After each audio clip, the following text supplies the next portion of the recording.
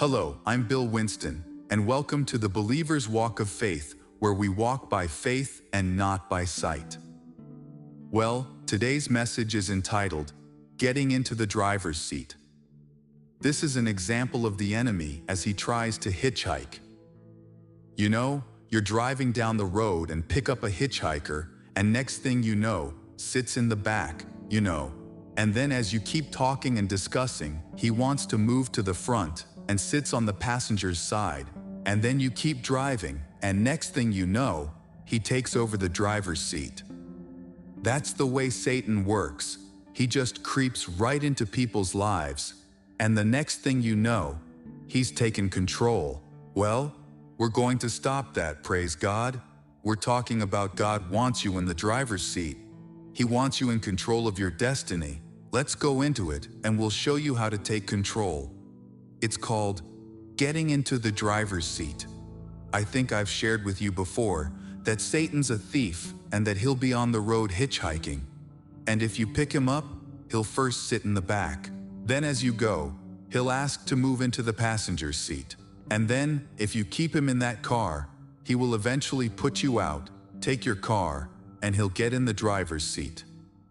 I think without faith, you are not in the driver's seat. I don't care how you look at your situation, how you look at yourself. If there is no faith there, you're not in the driver's seat. Now, somebody else may be praying for you, but God wants you in the driver's seat. Say, Amen. And to put the devil out right along beside the road, just stop the car and put him out.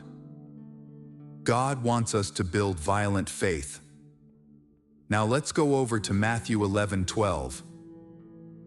And from the days of John the Baptist until now, the kingdom of heaven suffereth violence, and the violent take it by force. What do you think the force is that we use? Faith. Praise God. Now why is faith such a force? Because when you're in faith, you're in partnership with God. You're in partnership with God. Faith releases God's ability. Well, this idea of faith, it puts you in the driver's seat because it puts you in control over the affairs of this life. And in your life, it's an invisible force from God and is capable of doing all kinds of things. Now, I've got a lot of notes here because God gave me a lot on this. I felt an urgency from God to teach on faith, Now, what is my objective? What am I looking for? I'm trusting that you will develop great faith. You will develop great faith. Now, developing faith is both nutrition and exercise. The Bible says man shall not live by what? Bread alone. But by what? Every word that proceeds out of the mouth of God. So, the Word of God is considered food. My job is to prepare a meal for you, and your job is to eat it. But Jesus, the Bible says, and if you look at Hebrews 12:2, it talks about Jesus being the author and finisher of our faith. If you look at that same scripture in the NIV translation, let's put it up there, please. In the NIV translation it says, fixing our eyes on Jesus, the pioneer and perfecter of our faith. So Jesus is with us in the person of the Holy Spirit, perfecting our faith. So he is not allowing you to eat and just sit there. That'd be against what he's trying to do because you just can't eat and not exercise. I mean, I advise everybody, if you could just walk down the street, and so forth. If you can't walk down your street, then walk here. Just come right here and walk around the building. But some kind of exercise, because it's good for your muscles, it's good for your limbs, so forth and so on. But as you exercise the word, then faith comes to fullness. It comes to its perfected state. It comes so that it will do something for you, that each time you work that level of faith, then there's another level that God's going to take you to. Let me show you who's watching you. Look at that same verse, Hebrews 12:1 in the Message translation, please. In the Message translation, okay, he says, do you see what this means?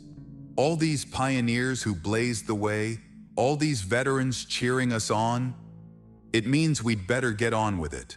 Strip down, start running, and never quit. No extra spiritual fat, no parasitic sins. Keep your eyes on Jesus. Are you following what I'm saying? My point to you is even the Bible talks about trim down, get yourself ready. Now, when he's speaking about that, true enough, you need to do it for the physical man, but he's saying the spiritual man. Let's go back to Ephesians again. In Ephesians 3, it's talking about this spiritual man. Look what he says in verse 14 again. For this cause I bow my knees to the Father of our Lord Jesus Christ, of whom the whole family in heaven and in earth is named, that he would grant you according to the riches of his glory to be strengthened, with what? Might. By his what? Spirit. In where? Your inner man. Your inner man. Now women don't have no problem with this. He said inner man, so just say inner man. Praise God. We know that we have two genders out here, but he's talking about in the spirit. So this is the inner person that he wants strengthened. Now, the state of your inner man is that which determines the dimension of faith that you can operate in. The state of the inner man is that which determines the dimension of faith you're going to be able to operate in.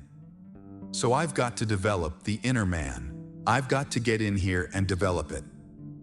Look what it says in Romans 4:17. This is talking about Abraham. As it is written, I have made thee a father of many nations before him, whom he believed, even God, who quickeneth the dead, and calleth those things which be not as though they were.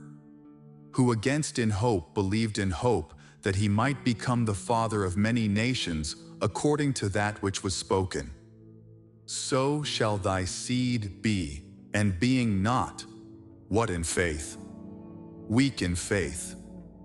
He considered not his own body now dead, when he was about 100 years old, neither yet the deadness of Sarah's womb. He staggered not at the promise of God through unbelief, but was, what? Strong in faith, giving glory to God, and being fully persuaded that what he, God, had promised, he was also able to perform. I read one man's book. He was talking about faith, and he said something. He said faith in us should be so well built and developed until if the doctor said this or that, not that he doesn't make a proper diagnosis, but you would receive it just like you would receive somebody telling you that this man is going to have a baby. It would be that ludicrous. This one man said they even told him that he had high blood pressure. He said, I can't have it. And it ended up, he didn't. Now, my point to you is that as you're going through this world, wickedness becomes more wicked, deception becomes more deceptive, and so forth. And I'm just saying, somewhere we're going to have to be strong in the Lord. And to be strong in the Lord, you're going to have to be strong in faith. Because God is not going to move for you outside the capacity of the faith of your spirit man. It should be ludicrous when the enemy gives you some bad report. Let's look over there. Look at Genesis 37. Let's look at that. Now this is when the story of Joseph and how Joseph was raised with his brothers, and he had a dream. And he told his brothers, and they were envious, and then took him. Of course, they were going to kill him at first, but decided not to, and threw him in a pit. But they took his coat, and they put blood from an animal on his coat. And they brought the blood on the coat back to his father. In verse 33 of Genesis 37, and he knew it, and said, It is my son's coat. An evil beast has devoured him. Joseph is without doubt rent in pieces. Got it. Was that the truth? No. Because you have to answer every problem with the Word of God, because it's just, when your faith is strong. See, and look what he said in verse 35. And all his sons and his daughters rose up to comfort him, but he refused to be comforted, and he said, I will go down to my grave, and my son mourning. Thus his father wept for him. Now I want you to see this, because if you look here at chapter, Glory to God, in Genesis 42, you will see here, and it says, Now when Jacob saw that there was corn in Egypt, Jacob said unto his sons, Why do we look one upon another? And he said, Behold, I have heard that there is corn in Egypt. Get you down thither and buy for us, that we may live and not die. Now notice what's happening. What's happening is now where he is supposed to have faith to produce whatever he needs, wherever he was, when he needed it. Now he has dropped his faith because he thinks his son has been killed. When over here, coming back, glory to God, see, I'm getting this thing now. I'm seeing that when God says something about you, the enemy's job is to take that confidence away. Why? So that he can remove and steal what God has provided for you. Are you with me here? And I'm telling you folks, glory to God, that faith moves the hand of God. Meaning that God, when your faith is released, God goes into action. Now when God goes into action, is anything too hard for the Lord? Now, I'm saying that, 'cause even if Joseph was dead in pieces, God could still put the pieces back together and bring that boy out of the woods. Let's go over to Mark 5, please. If there's nothing too hard for God, he means nothing. I'm saying anything. Anybody, whatever the case may be.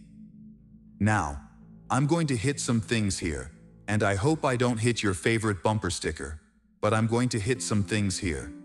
And you've got to believe the Bible, rather than, whatever. What I said here, I talked about 6 things that are steps to rising to the top. And I said one of them is, do not adjust the Word of God to fit your lifestyle. You adjust your lifestyle to fit the Word of God. And then, also, I said that don't mistake your condition for your portion. Didn't I say that? Well, what God said about you in terms of the blessing, you need to come back to the blessing and find out what He say, 'cause whatever He said for you, that's what He's going to do. Now the enemy's job, of course, is to take away your confidence in God. Take away your confidence in the Word. Why? Because he knows that without that, you can't get in the driver's seat. Look what he said. This is in Mark 5:22. He said, And behold, there cometh one of the rulers of the synagogue, Jairus by name. And when he saw him, toward Jesus, he fell at his feet, and he besought him greatly, saying, My little daughter lieth at the point of death. I pray thee, come and lay thy hands on her, that she may be healed, and she shall live. Now watch this. And Jesus went with him, and much people followed him, and thronged him, and a certain woman, which had an issue of blood, and had suffered many things of many physicians, and had spent all that she had, she was nothing better, but rather grew worse. When she had heard of Jesus, she came in the press behind, and touched his garment. For she said, If I may touch but his clothes, I shall be whole. And straightway, the fountain of her blood was dried up. And she knew in her body that she was healed of that plague. And Jesus, immediately knowing in himself that virtue went out of him, turned about, and in the press, and said, Now who touched my clothes? The disciples said unto him, Master, you see the multitude thronging you, and said thou, Who touched me?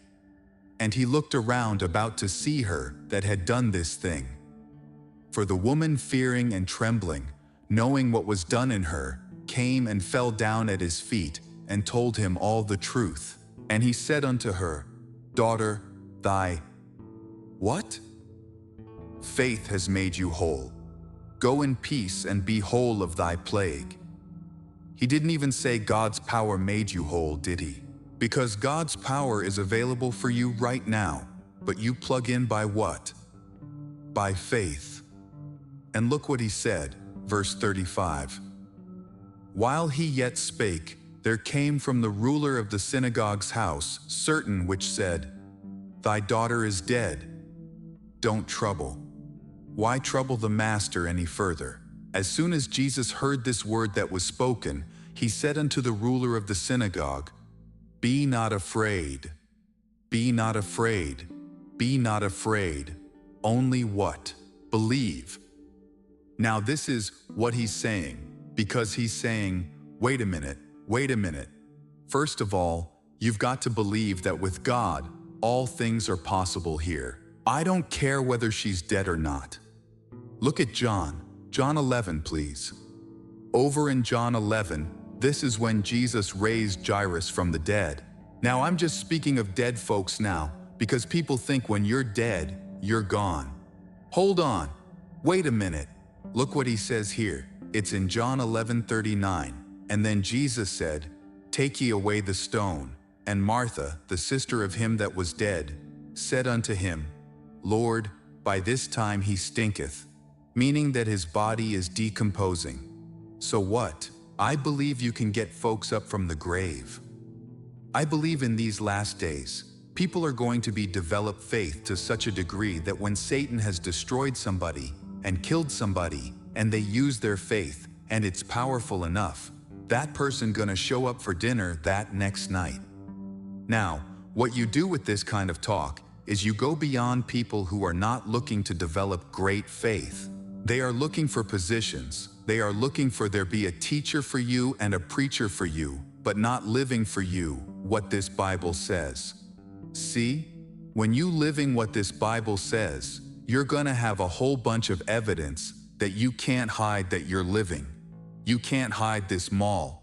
You can't hide what God has given to me by faith, because faith brings God on the scene, and God is not a small God. It is too much people that are pontificating, but not living by faith. And what we got to do is we got to hold everybody accountable. If you're in the kingdom, where is it? Let me see what you got. Come on. Let me see the evidence of what you have done that your faith has pulled off so that we could validate the fact that man's got faith, that woman's got faith.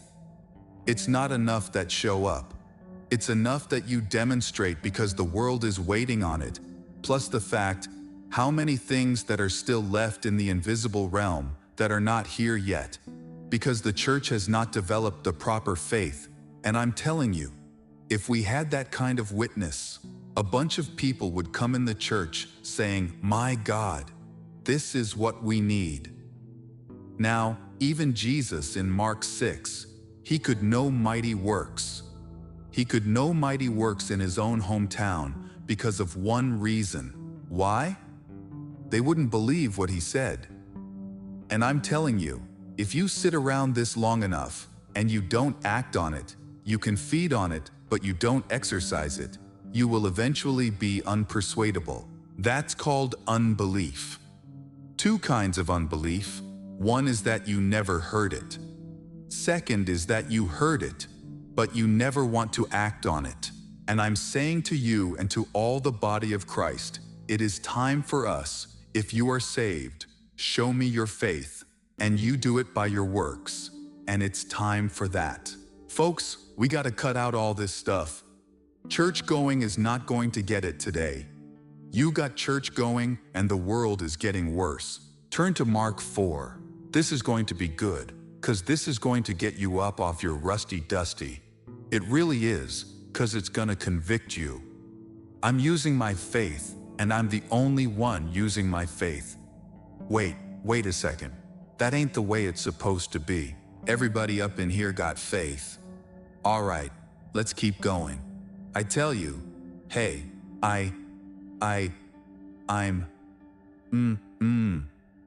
we're gonna walk by faith, and that's why I have the people that are here who are here for Faith Conference, because I need people with evidence. If your faith has no proof, it is a fake, and you are perpetuating religion.